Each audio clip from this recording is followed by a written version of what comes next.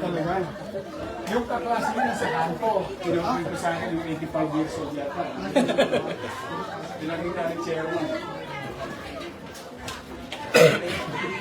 Pasok. Nay!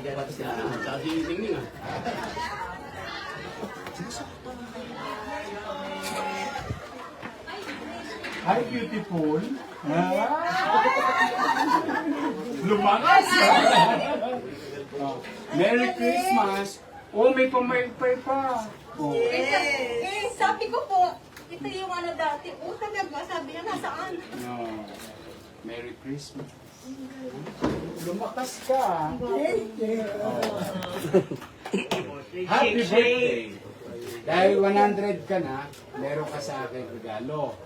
Dahil ay, panilinawin ko mata mo. Importante, makita na. Ang galing, no? Oo, karinyosa.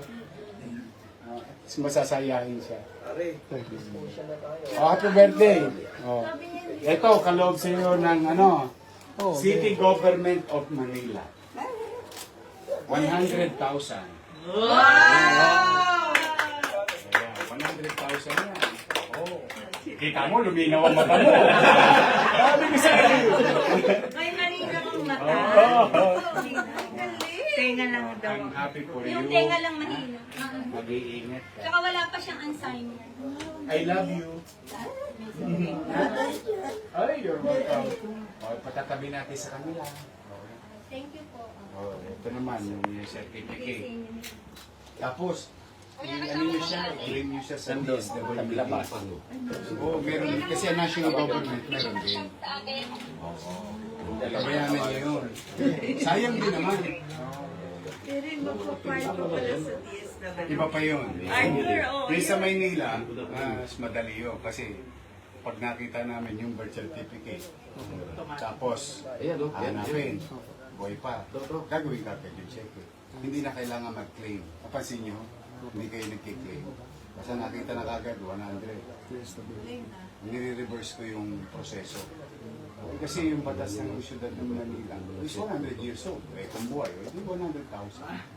Mayor, dapat yung bata pa, 75. Oo nga, merong ano, hindi meron ang national government, 85, 90, 95, 100. Hindi lang ako sure kasi sila may ano. Oo, kita mo naman. Oh, galing ano?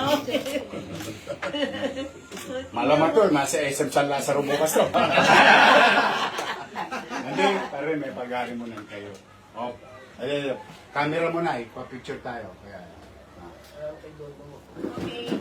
Itu pada di ada tahu sini ning yun di pada masasaya. tinggal ko diyan mo. Oh, tayo, sumama ka. Camera mo.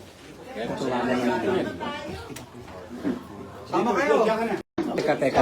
Picture din ako sa amin. Ano? Ando sila ning sa kasi ana oh.